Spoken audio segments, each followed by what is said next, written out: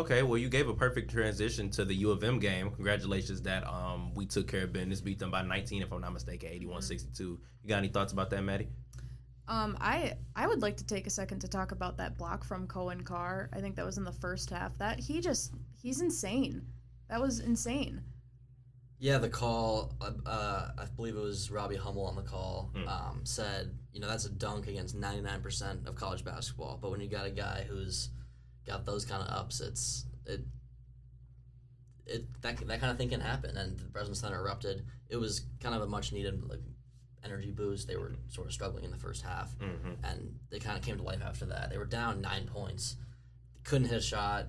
Michigan at one point hit 8 straight shots. They were shooting 60% at halftime. They made, I think, 4 out of their 5 first threes. So it was just like one of those things where they faced that early adversity. They had to kind of claw their way back, and then ultimately just stormed ahead, tightened the screws on defense. Michigan, not a very good basketball team, if we're just going to be honest. 7-14, on track for their worst season in over 15 years. Juwan Howard's, I would say, on the sizzling hot seat at this point. Like, he might not even make it to the end of the season, in my opinion. I was gonna say I would leave him on the bus at this point. Like I was just, not. Yeah, I think it's just one of those things where he had the early success, but that ability to sustain it with your own players just hasn't worked out. So, but it was like I said. I was kind of worried at first. I mean, I figured there's no way that Michigan wins this game. Like, that's, going into it, no disrespect to Michigan, but, like, there's no way that this happens.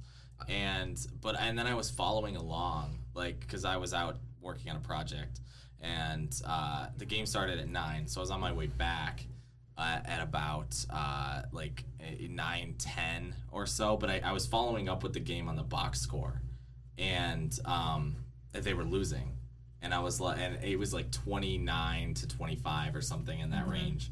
And I was like, what's happening, sort of thing. And then I sat down to eat dinner, and within the next 7 minutes, it just completely flipped.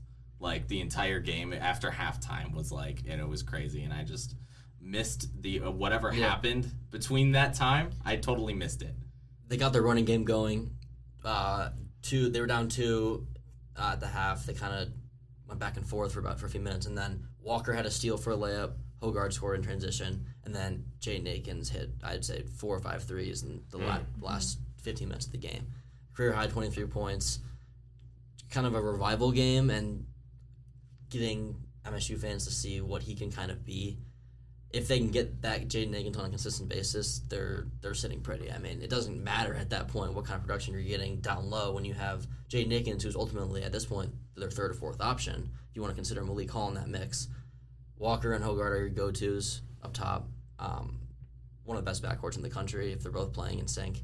But if Jaden Akins that played last night against Michigan comes to play, even every other game, they're going to be exponentially better than they've been, because he hasn't necessarily taken that step that a lot of people thought he was going to. I mean, he tested the waters of the NBA draft this past offseason, and Izzo wants to see him in that two-way role, like a Gary Harris kind of player that he had all those years ago, that can hit shots and play good defense at the same time.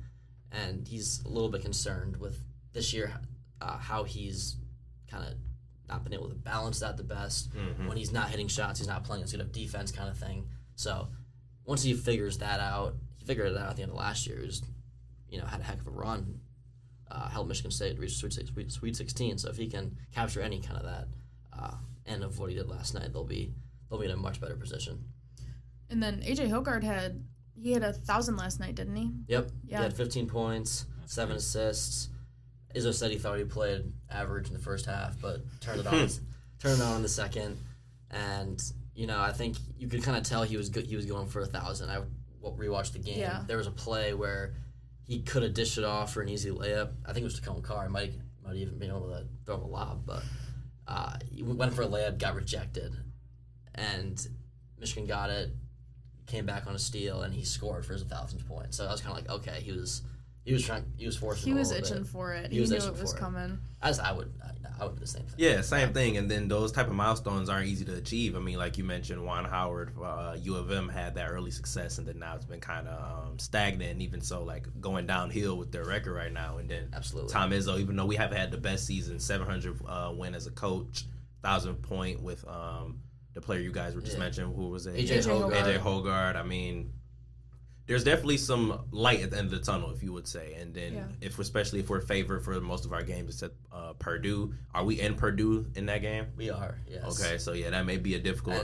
task. I actually can't remember the last time a Michigan State team won in Mackey Arena. I think it would have to be before 2000. It would have to be 2018. So 6 years, and then before that, they didn't really those wins were scarce. It's just kind of been a house of horrors for them.